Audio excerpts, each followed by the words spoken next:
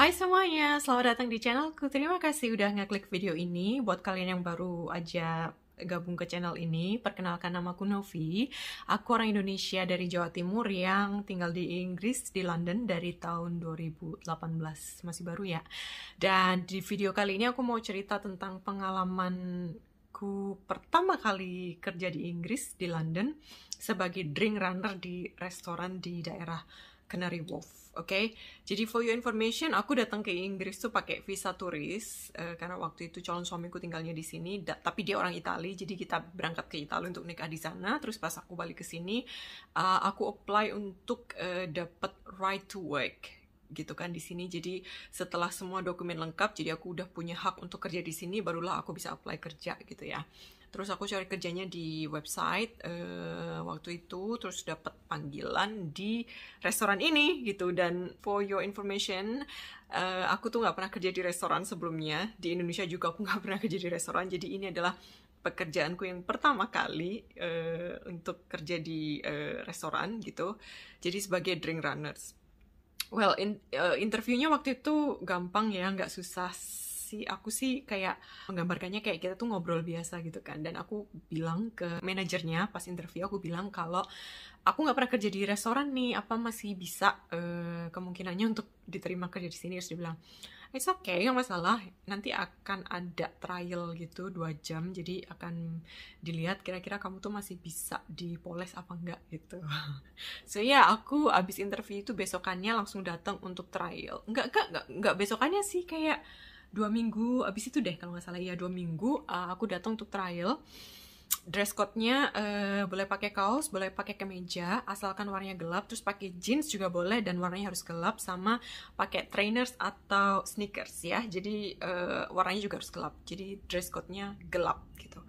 Oke, jadi sebelumnya aku mau jelasin dulu kalau di tempat kerjaku ini agak partikular gitu, karena di floor-nya itu ada 5 orang.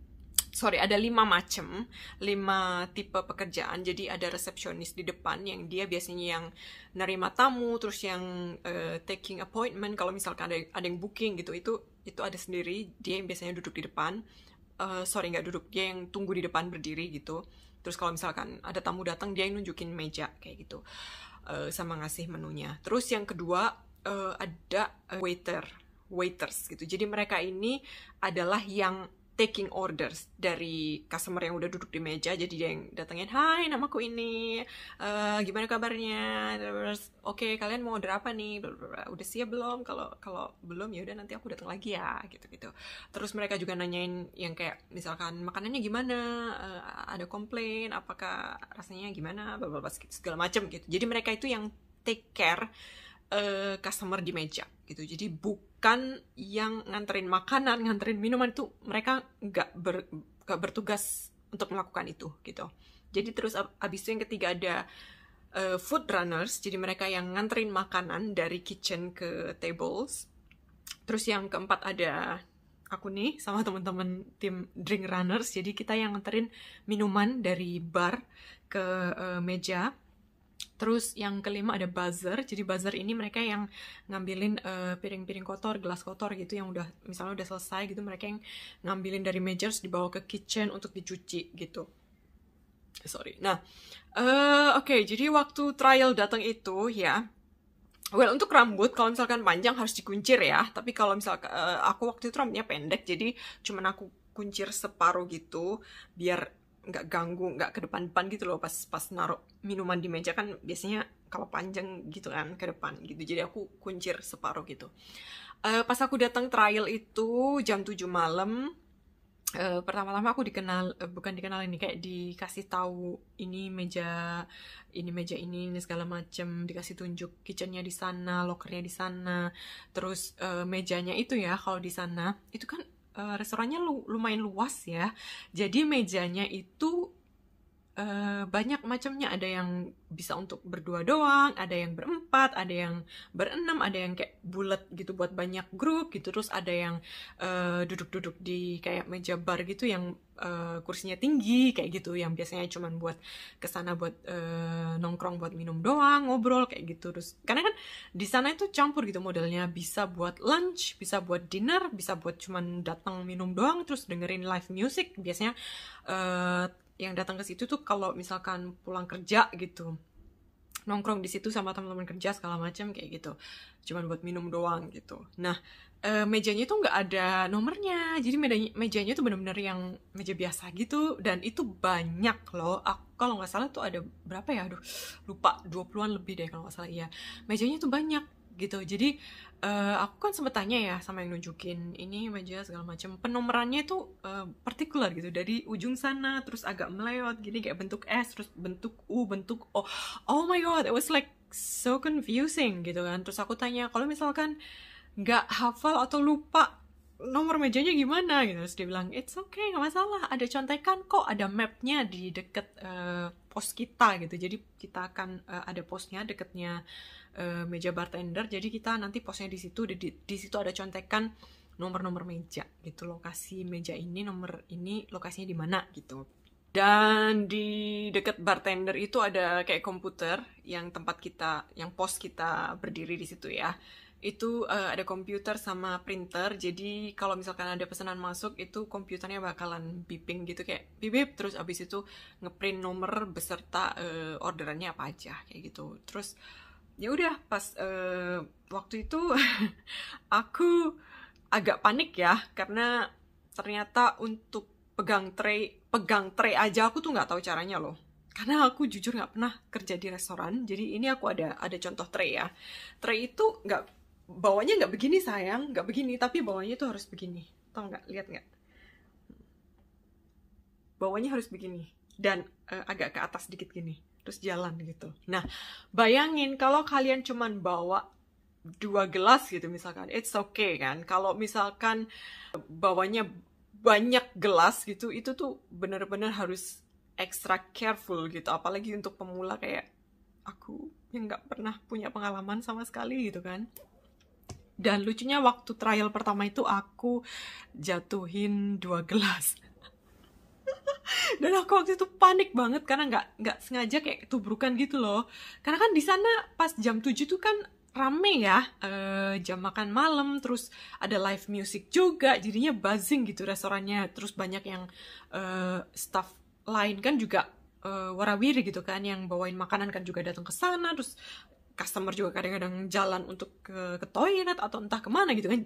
Oh, pokoknya itu oh my god, kayak chaos gitu. Dan waktu gelasnya jatuh aku tuh kayak oh my god, like panik banget gitu kan. Terus duty manager waktu itu datang gini, no, it's okay, don't worry, it's alright, it's something normal gitu kan, jadi nggak usah khawatir, udah carry on, dia bilang kayak gitu. Terus kayak oh my god, kayak yang gitu kan, panik gitu. Terus yaudah abis 2 jam training, akhirnya duty managernya bilang, yaudah Novi, kamu besok datang ya dari jam 10, jangan lupa bawa dokumen-dokumen persyaratannya gitu, dibawa juga gitu. Oke, jadi restoran ini tuh buka setiap hari dari jam 11 siang sampai 11 malam, tapi kita sebagai staff harus datang lebih awal dari jam 10, dan pulangnya itu kadang bisa jam 12, bisa jam setengah 1 kayak gitu.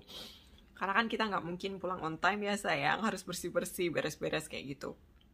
Oke, jadi pas aku datang besokannya, kita tuh briefing, terus setiap sebelum mulai itu pasti semuanya harus briefing dulu, kayak dikasih tahu, oh hari ini bakalan ada event atau yang booking room gitu kan. Karena di sana juga ada ruangan kayak private gitu untuk acara yang cukup besar, tapi private, biasanya untuk rayain ultah atau I don't know, meeting kantor, grup kantor. Terus kalau kita lagi break itu juga ada meals, dapat meals dari sana. Breaknya 2 jam, dan 2 jam itu breaknya nggak boleh pas makan siang atau makan malam. Jadi breaknya itu di jam-jam yang nanggung. Jadi bisa mulai dari jam 2 sampai jam 5. Kalau misalkan mulai jam 2 ya udah sampai jam 4. Kalau mulai jam 3 ya sampai jam 5 udah.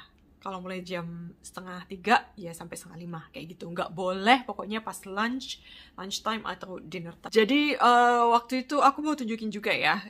Kebetulan aku ada gelas wine sama gelas champagne.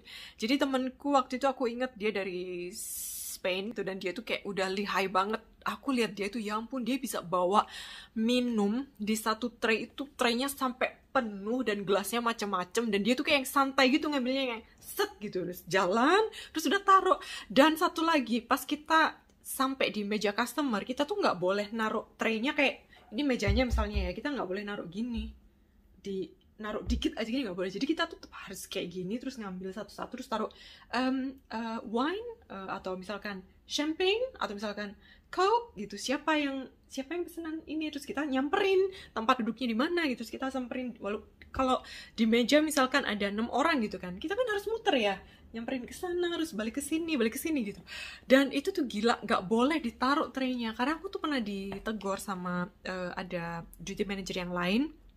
Terus dia ngeliatin kan, terus dia bilang, pas aku balik ke pos, dia bilang gini, Novi, kamu nggak boleh ya kayak naruh tray gitu di meja, walaupun cuma naruhnya dikit kayak gini loh, sayang. Maksudnya buat, kan kita mau gini ya, mau naruh banyak minum nih, jadi biar menyangga gitu, itu nggak boleh, nggak sopan katanya gitu. Jadi kita harus tetap profesional kayak gini, terus satu-satu gitu. Bayangin ya, ini bayangin kalau misalkan, oke aku tunjukin.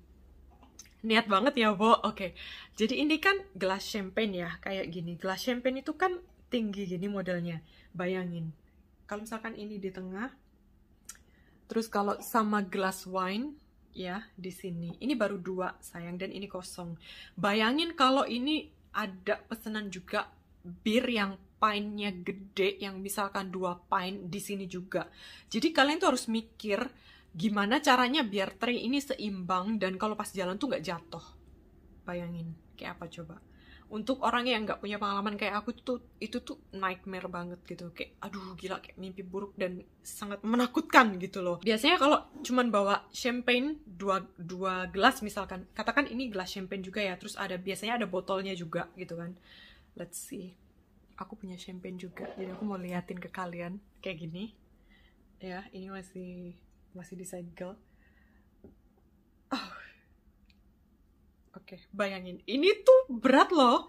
Dan kalian tuh harus jaga keseimbangan kayak gini dan sambil jalan.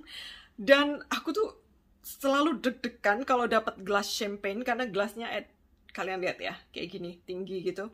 Kadang ada yang malah dari sini doang, gelasnya itu tinggi gitu, dan sisanya ya batangnya gini. Nah, aku dikasih tahu sama temanku yang Spanish itu, dia bilang, kalau kamu bawa gelas champagne doang, itu ada triknya, jadi kamu pegang kayak gini.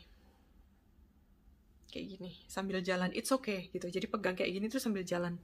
Jadi no problem, itu akan ngebantu kamu banget. Tapi kalau misalkan minumannya banyak gitu kan, terus ada champagne, ada wine, ada bir juga gitu. Biasanya yang berat-berat tuh taruh di pinggir, terus yang kayak champagne tuh di tengah, agak di tengah gitu. Jadi biar imbang gitu kan. Terus ya udah ngambilnya dari yang kecil dulu, abis itu yang besar taruh di mejanya kayak gitu. Dan bayangin, kadang itu kita nggak cuma satu table loh yang minuman ini, biasanya tuh 2 table atau 3 table digabung jadi satu brek gitu. Karena kan bartender kadang juga cepet ya bikin minumnya. Aduh, biar nggak bolak-balik langsung bawain semua, dan mampus itu beneran setengah mati. Dan aku tuh jujur ya teman-teman, aku tuh nggak pernah yang namanya buka botol wine. Oke, jadi kalau misalkan ada yang pesen wine atau pesen a bottle of champagne gitu kan, itu kita nggak boleh buka di pos kita. Jadi kita harus bukanya di depan mereka, tunjukin dulu, ini ya pesanannya, bener nggak? Terus abis itu oke, aku buka ya gitu. Karena ini kebetulan prosecco, jadi prosecco itu nggak pakai alat. Kalau wine, sometimes ada yang botolnya ulir cup gitu, ulir, itu gampang.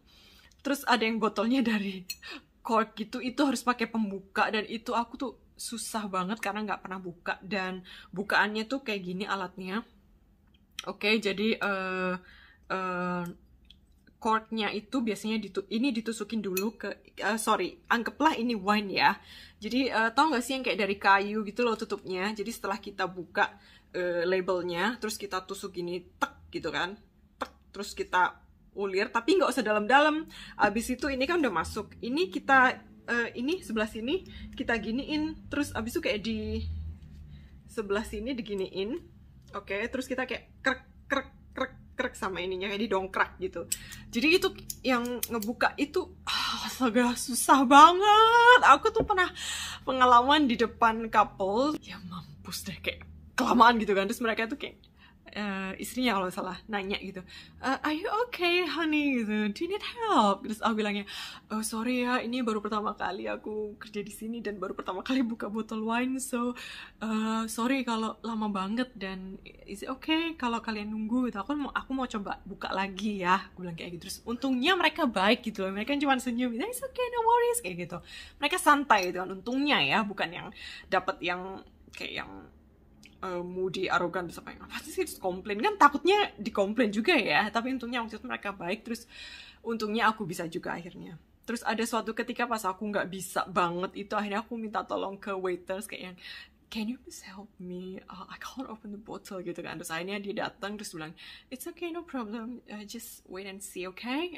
Terus dia jelasin ke customersnya kalau oh dia baru, jadi aku mau tunjukin ke dia ya apa ya, it's okay no problem gitu, jadi santai gitu.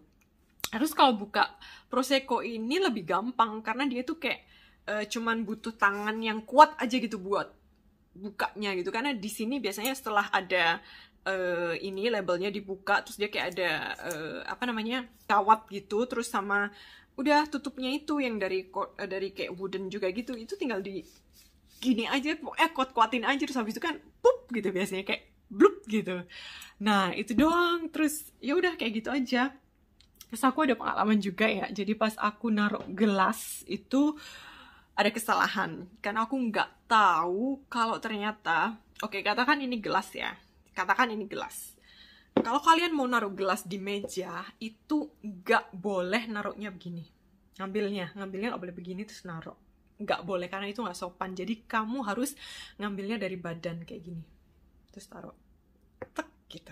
Jadi itu, maksudnya itu kayak pengalaman yang lucu, tapi campur kesel, tapi campur memalukan. Intinya mix gitu lah ya pengalamannya untuk kerja di sana jadi drink runners. Itu bener-bener ya ampun kayak dan aku cuma bertahan 7 hari kerja aja, maksudnya literally 7 hari. Terus aku langsung izin untuk mengundurkan diri, maksudnya kayak aku nggak kuat, karena tiap aku pulang kerja ya suamiku udah tidur, dan kalau pagi sebelum aku berangkat, maksudnya sebelum aku bangun, suamiku tuh udah berangkat kerja. Jadi kita tuh waktunya nggak pernah tektok. Jadi kayak yang, aduh begini banget ya, kayak gitu. Terus kayak ngerasa capek banget gitu kan. Maksudnya nggak bisa duduk gitu kan, 11 jam lebih kan. Kecuali pas 2 jam istirahat itu baru bisa duduk. Dan itu benar-benar berat banget. Tapi waktu itu gajinya lumayan gede. Jadi 7 hari itu aku dapat transferan sekitar 700 something gitu, 700 pound something. Itu gede loh. Mungkin cocok buat yang masih single, I don't know, yang nggak punya keluarga mungkin ya. Jadi cocok karena mereka mau ngumpulin uang lebih banyak dan cepet gitu kan. Tapi kalau untuk yang mungkin udah punya keluarga, apalagi kalau punya anak, kayaknya itu bakalan susah banget deh, nggak bisa gitu. Jadi aku cuman bertahan 7 hari karena nggak kuat fisik dan mental juga kayak gitu. Oke teman-teman, terima kasih ya waktunya untuk dengerin celotehanku tentang itu tadi. Semoga bisa memberikan kayak gambaran sih kayak kerja di Inggris tuh kayak apa, kayak gitu. Aku nggak tahu kalau di Indonesia kayak apa. Mungkin kalian bisa komen yang kerja di food and beverages, yang jadi operasional di restoran, cafe gitu, boleh komen apakah hampir mirip, hampir sama pengalamannya kayak aku. Dan ya, terima kasih banyak ya. Jangan lupa untuk subscribe juga, dukung channelku, dan sampai ketemu lagi di videoku selanjutnya. Terima kasih, bye-bye.